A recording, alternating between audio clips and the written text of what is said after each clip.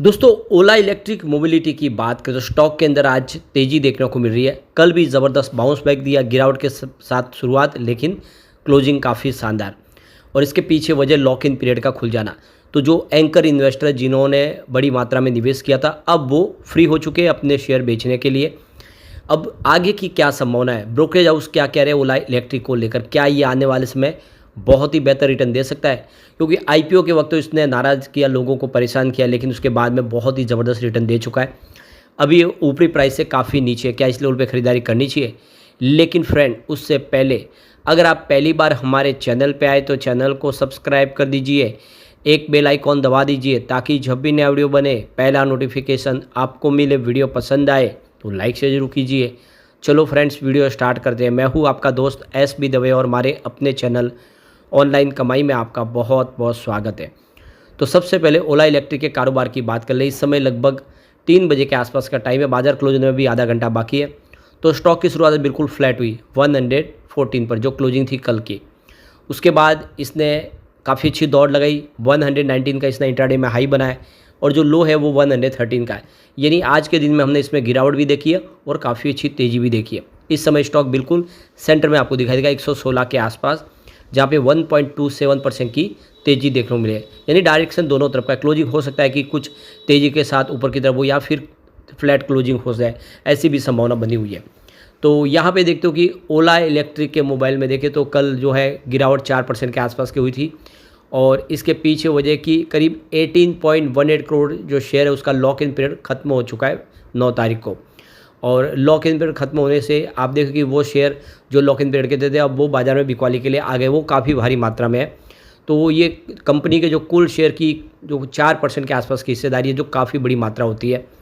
और आप देखो कि इसको लिस्टिंग को 1 महीना पूरा हो चुका है और ऐसे में आप देखें तो यह अब बाज़ार में बिकने के लिए आ चुके हैं।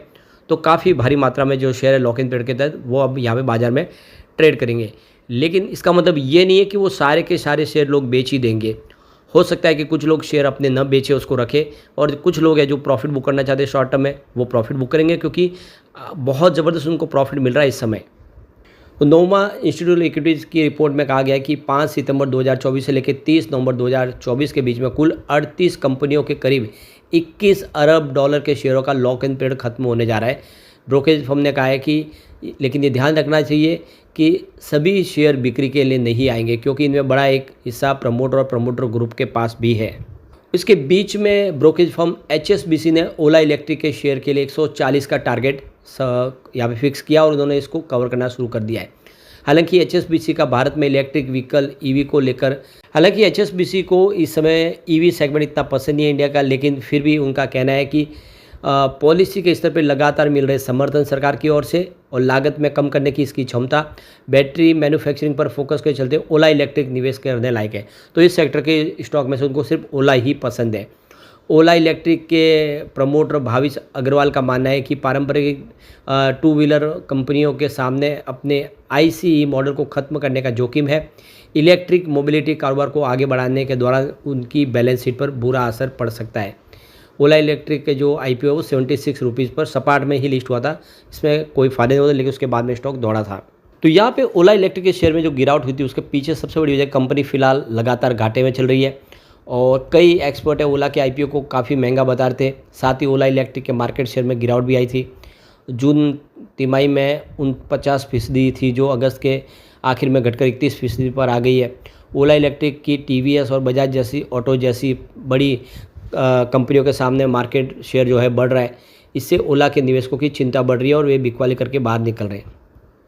तो यहाँ पे लॉक इन पीरियड खत्म हो चुका है और 4.08% की जो इक्विटी वो बाज़ार में आ सकती है और जो निवेशक है वो भी काफ़ी प्रॉफिट में।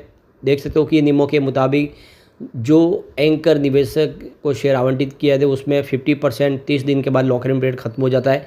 बाकी के 50% 90 दिन के बाद लॉक इन पीरियड खत्म होगा।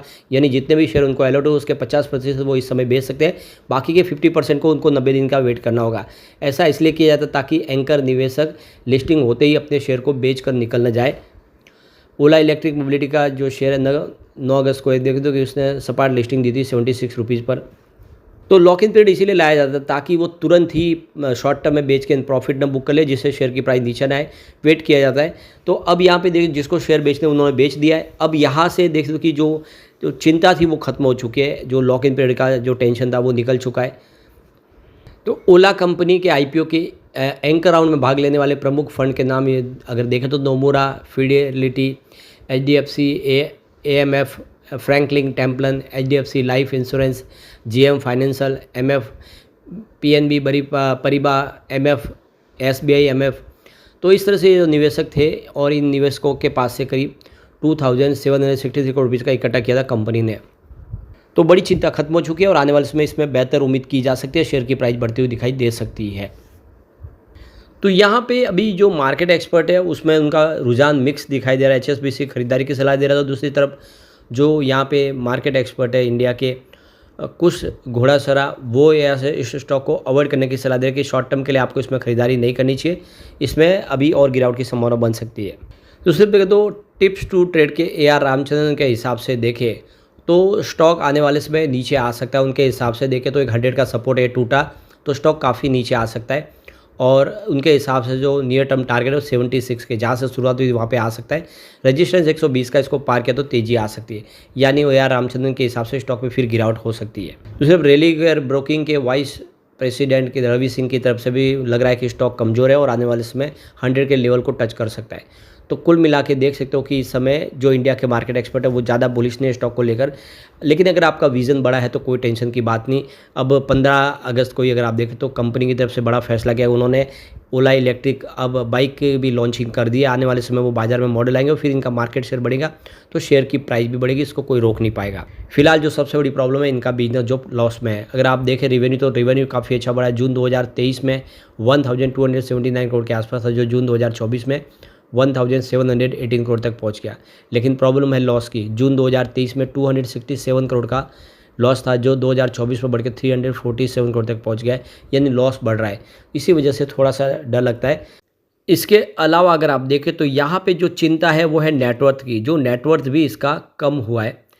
2020 में 1971 करोड़ के आसपास था, जो 2022 में बढ़ के 3661 करोड़ तक पहुंच गया।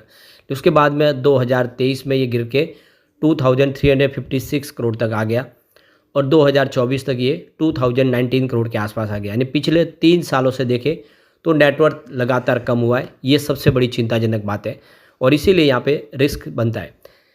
इसके अलावा अगर हम इसके पिवट लेवल को चेक कर ले तो यहाँ से अगर गिरावट होती है तो 106 का पहला सपोर्ट है, ये सपोर्ट टूटा तो स्टॉक आपको सीधा 98 तक जाता हुआ दिखाई देगा।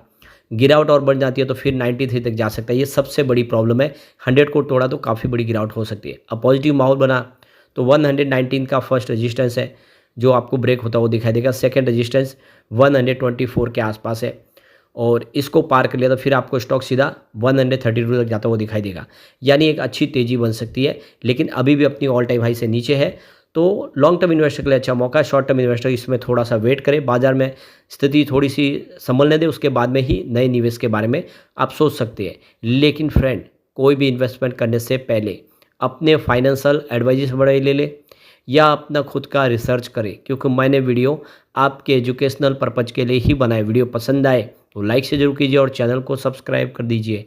Thank you friend.